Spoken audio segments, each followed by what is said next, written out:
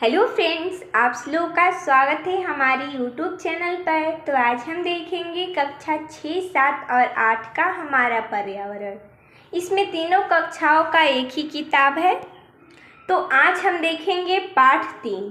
पाठ का नाम है अपशिष्ट एवं उसका निस्तारण। तो चलिए हम इस पाठ का प्रश्न उत्तर देखते हैं। प्रश्न 1 है, निम्नलिखित प्रश्नों के उत्तर दीजिए। प्रश्न है, अपशिष्ट किसे कहते हैं? इसका उत्तर हो जाएगा मनुष्य एवं अन्य जीवों के दैनिक क्रियाकलापों के फलस्वरूप निकलने वाले अनुपयोगी पदार्थ अपशिष्ट पदार्थ कहलाते हैं। यानी कि जो मनुष्य अपना दैनिक क्रिया कर रहा है, दैनिक क्रियाकलाप जैसे खाना बनाना, ये सबसे जो अनुपयोगी पदार्थ निकलता है वो अपशिष्ट पदार्थ कहलाता है। अगला है, ठोस, द्रव और गैसीय अपशिष्ट में अंतर बताते हुए इसके दो उदाहरण लिखिए। तो जैसा कि हमने यहाँ पर लिखा है, ठोस अवस्था में पाए जाने वाले अपशिष्ट पदार्थ ठोस अपशिष्ट कहलाते हैं। तरल रूप में पाए जाने वाले अपशिष्ट पदार्थ द्रव अपशिष्ट कहलाते हैं। गैस या धुआं के रूप में पाए जाने वाले अपशिष्ट पदार्थ गैसीय अपशिष्ट कहलाते हैं। यानी कि जो पदार्थ ठोस अवस्था में पाया जाता है वो ठोस अपशिष्ट कहलाता है, और जो तरल रूप में पाया जाता है वो द्रव अपशिष्ट कहलाता है। और बोला गया है गैसीय, तो जो गैस या धुएं के रूप में पाया जाता है उसे हम गैसीय अपशिष्ट कहते हैं। हमने यहाँ पर उदाहरण लिया है दो। फल सब्जियों के छिलके, प्लास्टिक के टुकड़े आदि ठोस अपशिष्ट हैं। नालियों और सीवर का गंदा पानी, चमड़ा शोधन तथा अन्य उद्योगों से निकलने वाला गंदा और विषैला जल द्रव अपशिष्ट के उदाहरण हैं। वाहनों से निकलने वाला धुआं, कारखानों की चिमनियों से निकलने वाला धुआं गैसीय अपशिष्ट का उदाहरण है। अगला है, गैसीय अपशिष्ट पदार्थ के स्रोत क्या हैं?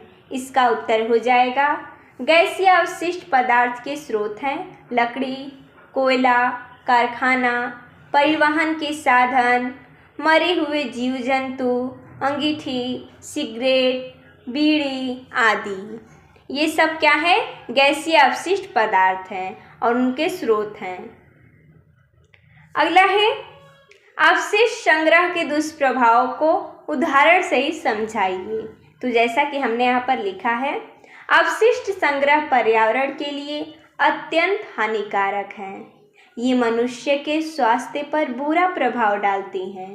दिसंबर 1984 में भोपाल गैस त्रासदी में यूनियन कार्बाइड पेस्टिसाइड फैक्ट्री से मिथिल आइसोसाइनाइड गैस के रिसाव के कारण हजारों लोगों की मृत्यु हुई और लाखों लोग इसके कारण कैंसर, सांस फूलना, सिर दर्द, अंगों को सुन्न होना जैसी अनेक बीमारियों से ग्रसित हो गए। इस घटना के बाद फैक्ट्री से कचरे के रूप में घातक रसायन निकले जिसने आसपास की मिट्टी और जल को प्रभावित किया। इन अपशिष्ट का दुष्प्रभाव आज भी वहाँ के पीड़ितों में देखा जा सकता है। अगला है, शोकपीट बनाने की विधि लिखिए। तो जैसा कि हमने यहाँ पर लिखा है, शोकपीट बनाने के लिए जमीन में एक 5 से 6 फीट गहरा चौकोर गड्ढा खोदा जाता है। इस गड्ढे की तली पर ईंट और पत्थर के टुकड़े डालकर उनको बालू की परत से ढक दिया जाता है। इसके बाद इसे नाली द्वारा पानी बहने के स्थान से जोड़ दिया जाता है तथा ऊपर से ढक दिया जाता है। इस प्रकार शोकपीट बनकर तैयार हो जाता है। अगला है प्रश्न, ई कचरा से आप क्या समझते हैं? उदाहरण सहित लिखिए। तो जैसा कि हमने यहाँ पर लिखा है, ई कचरा से क्या तात्पर्य है? इलेक्ट्रॉनिक कचरा जो ऑफिस एवं घरों से निकलता है। इसके अंतर्गत खराब computer, mobile phone, CD, battery व अन्य इलेक्ट्रॉनिक उपकरण जैसे TV, washing machine, refrigerator, AC आदि आती हैं। ये सब क्या है? ई कचरा है। अगला है कारखानों से निकलने वाले जल को नदियों में बहाने से पहले क्या उपाय करने चाहिए? इसका उत्तर हो जाएगा कारखानों से निकले जल को उचित उपचार करने के बाद ही नदियों में बहाना चाहिए, जिससे कि नदियों का जल दूषित न हो। अगला है प्रत्येक घर में शौचालय होना क्यों आवश्यक है?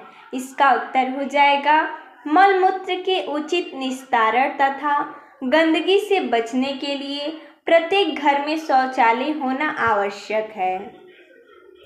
अगला प्रश्न है दूसरा, सही कथन के सामने सही और गलत कथन के सामने गलत का चिन्ह लगाइए। तो जैसा कि हमने यहाँ पर लगाया है, प्रश्न है उद्योगों से विभिन्न प्रकार के अपशिष्ट पदार्थ निकलते हैं। ये क्या है? सही है। अगला है अपशिष्ट पदार्थों से हमारा पर्यावरण दूषित होता है। ये भी क्या है? सही प्रश्न है।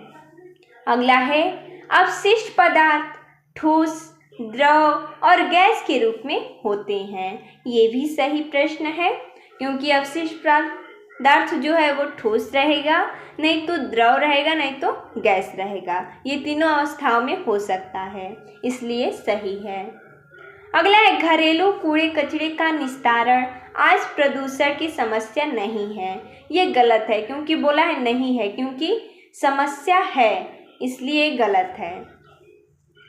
अगला है प्लास्टिक एवं पॉलीथीन आसानी से सड़ती हैं। ये गलत है, क्योंकि प्लास्टिक एवं पॉलीथीन ये आसानी से नहीं सड़ता है।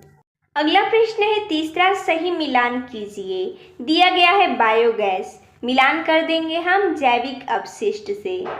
कंपोस्ट खाद, जो कि फलों और सब्जियों के छिलके होते हैं और सूखी पत्तियां होती हैं। गैसीय अपशिष्ट, ये क्या है? धुआं हो गया जैसे में। जल निकास तंत्र में बाधा क्या होती है? पॉलीथीन। और अपशिष्टों से पुनः उपयोगी सामान बनाना क्या कहते हैं? पुनः चक्रण। तो देखिए दोस्तों, जैसा कि हमने इस वीडियो में इस पाठ के प्रश्नोत्तर को देखा, तो मिलते हैं तब तक के लिए धन्यवाद दोस्तों। Subscribe to 65 Kashi Academy.